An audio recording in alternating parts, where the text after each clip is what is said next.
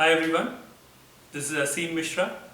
Today, taking the lead from my last video, Be Smarter, Be the Starter Part 1, I'm going to share with you my perspective on how the rebound would look like.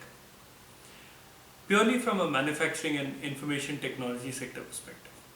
While I'm aware many of us have already begun work, but some of us are yet to start. In this video, I have adopted a two-pronged approach. One, outlook on business bounce back in current context.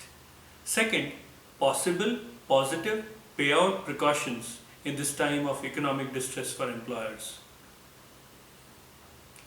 As we know, we are still fighting with COVID-19 across the globe. But with the lockdowns and social distancing, the curve seems to be getting flatter and better. Hence, government has given a go-ahead by following the mantra of social distancing in phases. Let me start with some current data from International Labour Organization report April 2020. As per the ILO report, the sectors with most risk and not most hit, I repeat, most risk are those workers who are even working now in the forefront, fighting against the COVID-19. These include the doctors, nurses, social workers, followed by transporters, essential commodity service workers, and the agricultural workers. So we are basically talking about 136 million workers across the globe. The worst hit sector is the retail sector and the wholesalers, with about 481 million workers across the globe, followed by a manufacturing sector with 463 million workers across the globe. The transport and storage sector also has taken a big hit and comprises about 204 million workers. So, clearly, retail and manufacturing sectors are the worst hit globally, and the impact on these sectors is really high as they are highly labor intensive. Our current status of restart mode is for sure not going to be a simple problem to handle, but will only become more and more complex till we recover to a large extent from COVID-19. But let us not panic. This is so as we need to realize that we cannot ignore the ecological community surrounding us.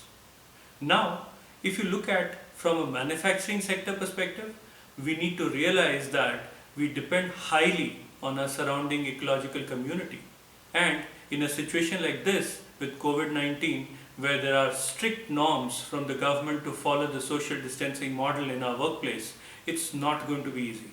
Do you agree? Let's not forget that work can be started only if you are in non-hotspot area as per the COVID-19 location data published by government authorities. By the way, even getting employees to come to work will be a big challenge. Now, the obvious that comes to our mind is, how do we motivate our employees to come to work? Well, it's not just about motivation. Let's not forget the social fabric around them and the psychological stress that each one of them has been going through. I cannot be prescriptive in my video. How do we go about, as it will be just too long. But I would surely like to sensitize all the leaders here, though I'm sure they have already thought about it. Nevertheless, it's important for me to reiterate that assessing the surrounding area around us and their zones as per the latest government data need to be regularly monitored and assessed.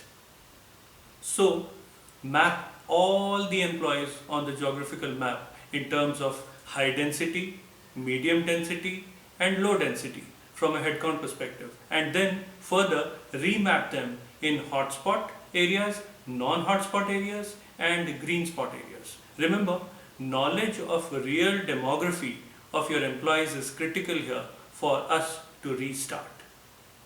Another important factor that needs to be kept in mind is manpower planning and availability of workers, either full-time or contract or daily wages.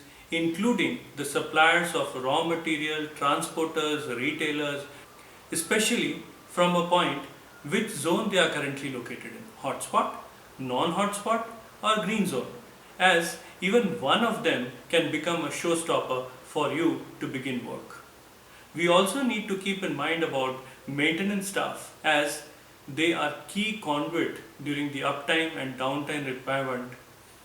We also need to keep in mind about the maintenance staff, as they are key conduit during the uptime and downtime requirement of the manufacturing unit. Besides, since every state has its own regulations on movement of goods either by roadways or through ports, we need to also factor in the current situation of custom clearance challenges at ports for our products. There will be possible struggle with interstate movement of raw materials as well. So, listing out dependencies before you begin the manufacturing process, during the manufacturing process, and after the manufacturing process needs to be holistically looked at before you begin the work. As some manufacturing companies may have stages involved before the full-fledged manufacturing process begins. A flue manager must be appointed as per the government regulations. Ensure employees are made familiar with business continuity plan and they are complying with the requirements. Basic SOPs like thermal scanning at the entry gate, sanitizers at multiple points, non-usage of ACs, varied lunch timings, etc. need to be followed. A very important point that I would like to clearly highlight here is to clearly identify any and every such role that falls under essential and or at risk, which means you need to clearly identify employees who are required to be in office in person even during remote work mandate.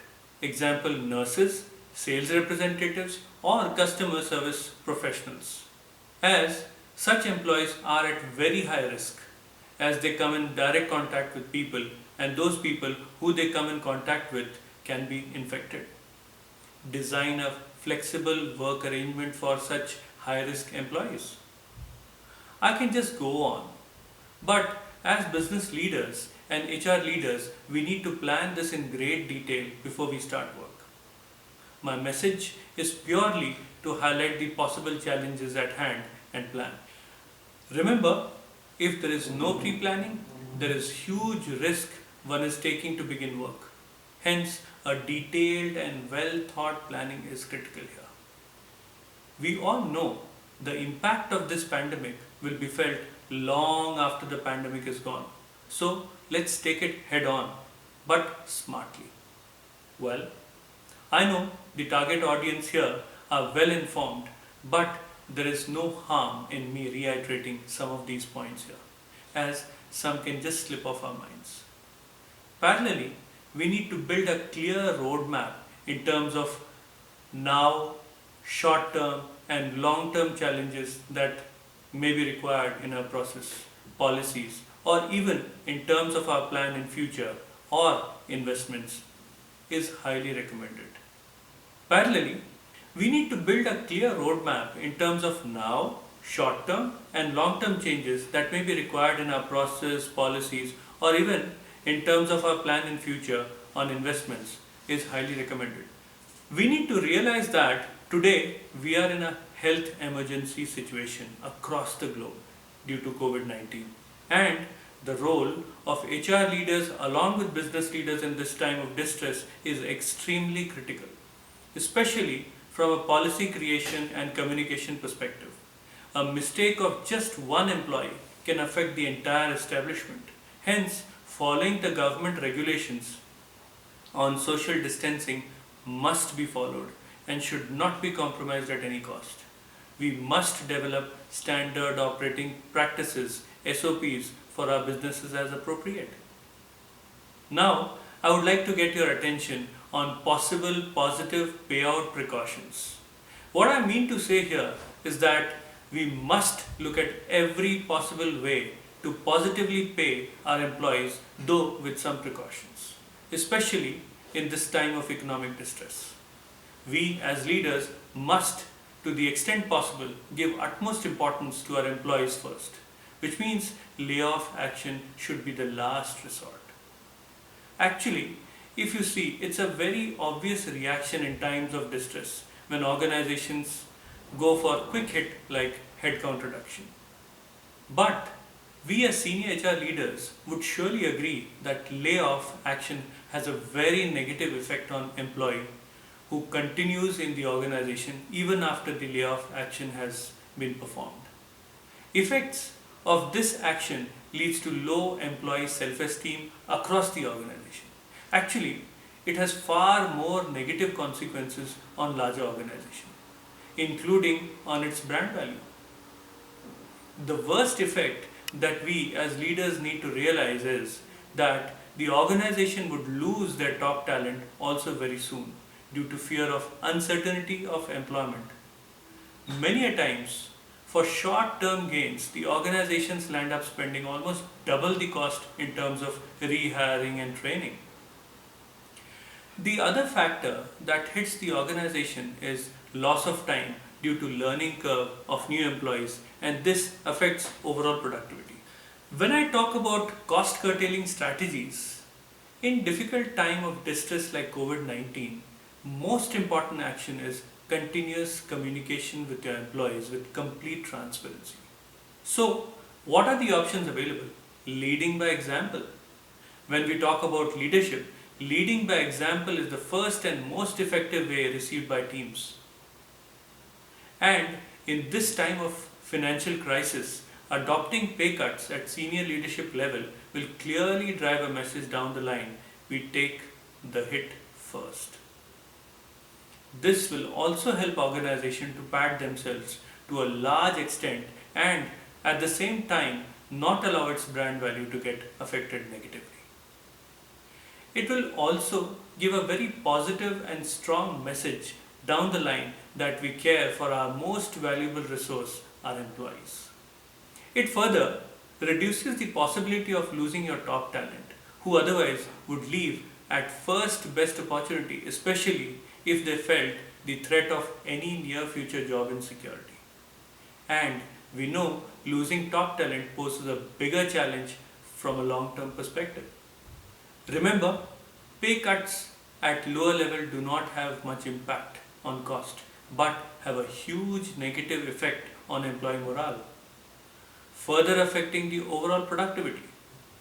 Now, if the organization has still larger financial impact from a cost perspective, one could look at a few more options of pay cuts, but only on certain set of employees, like those employees who have salaries at top or even above the market ranges. This could be looked at up to, say, mid-senior level roles.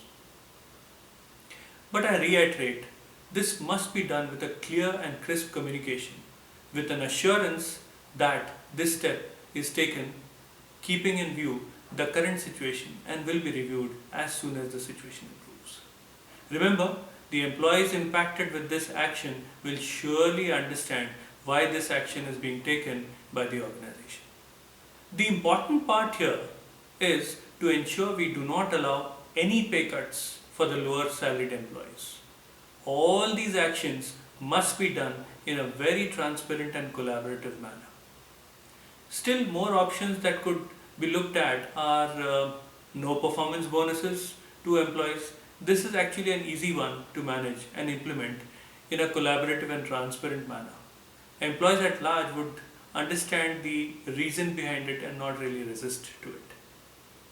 Staggered payment of annual increment could also be looked at as another option than opting for a layoff. I repeat, last option should be layoff, but with extreme caution as per local statute. In fact, we should look at some more cost-saving options not affecting employees, like to look at the employees who have a desk job or those employees who have been asked to work from home right now and they have been able to deliver their task well, could be asked to permanently work from home, as work from home will help to reduce recurring cost of huge monthly office infrastructure cost. In fact, this saving on cost will be much more than layoff for a short-term gain. Please note, the world has already begun looking at this option and we are just in time here. World has already begun moving towards portable work. Work from home will further have positive recurring cost saving impact on reduced cost of employee transportation. Organizations could also look at reimbursing conveyance cost and remove company leased car option to reduce cost maybe for a short time. One may look at options to exit from long-term lease of office infrastructure. Explore more flexible options from a floating desk space utilization perspective. One of the most effective ways during such time of distress is to involve employees to become part of organization's decision by asking them to share ideas on how do we control on cost. This will make them feel they are being heard and also are involved in larger company decisions. So, continue to communicate, communicate, communicate, as communication is never enough. This is the time when leaders need to show the path to its employees in terms of firm and sure steps company is taking towards marching forward. Assure and reassure the employees that in this time of passing distress, together we win. So, let's be more resilient going forward as that's the need of the times to come. Let's return back to work, ensure we follow government regulations around social distancing and making hygiene a part of our work DNA. Get together to reinvent newer possibilities and avenues. And finally, reform the processes and policies for stronger, brighter and better future. To save penny, let's not be pound foolish. Let's be aware the fastest way to make your people stop coming to work is to stop paying them.